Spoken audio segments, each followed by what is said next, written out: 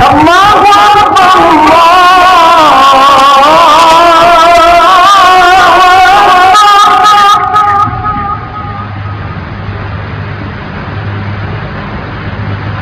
اس حدیث میں دوسری بات جو آپ صلی اللہ علیہ وسلم نے ارشاد فرمائی کہ بائیں ہاتھ سے مت کھاؤ.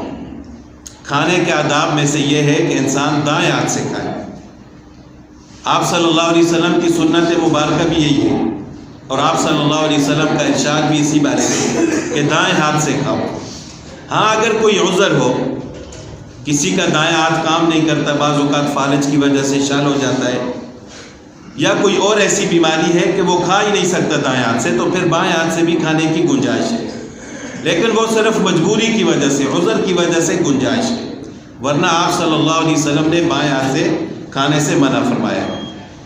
آپ صلی اللہ علیہ وسلم کے سامنے ایک کسی غیر مسلم شخص نے، یعنی وہ بائیں ہاتھ سے کھانا کھا رہا تھا، تو آپ صلی اللہ علیہ وسلم نے اس کو منع فرمایا کہ بائیں ہاتھ سے مت کھاؤ.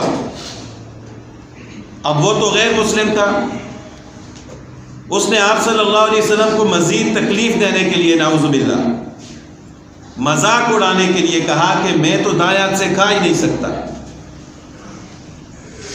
تو آپ علیہ الصلوۃ والسلام نے اس کو بد دعا دی کہ اب آپ قیامت تک دائیں ہاتھ سے نہیں کھا سکو گے. اور پھر ایسا ہی ہوا کہ جب تک وہ زندہ تھا اپنا دایاں ہاتھ اپنے منہ تک نہیں لے جا سکا. تو ایک تو یہ ہے کہ انسان کی مجبوری ہو، وہ الگ بات ہے. شریعت ہر امر میں، ہر حکم میں گنجائش دیتی ہے کہ عذر ہے، عذر کی وجہ سے آپ دوسرا طریقہ استعمال کر سکتے ہو. لیکن جان بوجھ کر آپ صلی اللہ علیہ وسلم کی سنت کا مذاق اڑانا، یا ایک آدمی کو علم ہے کہ دائیں ہاتھ سے کھانا چاہیے پھر بھی وہ جان بوجھ کر بائیں ہاتھ سے کھا رہا ہے، تو یہ آپ علیہ الصلوۃ والسلام کے حکم کی، آپ علیہ الصلوۃ والسلام کی سنت کی مذاق اڑانے والی بات ہے اور گناہ کبیرہ ہے.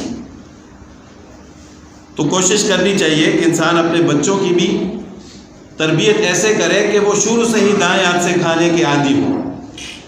بعض اوقات لوگ اپنے بچوں کے ساتھ اتنا لاڈ پیار کرتے ہیں کہ جب وہ بڑے ہو جاتے ہیں پھر بھی بائیں ہاتھ سے کھا رہے ہو، لیکن لوگوں کی اس چیز کی فکر ہی نہیں ہوتی.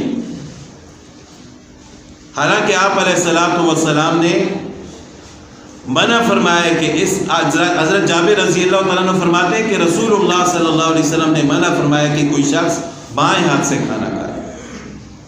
تو بہرحال کھانے کے آداب میں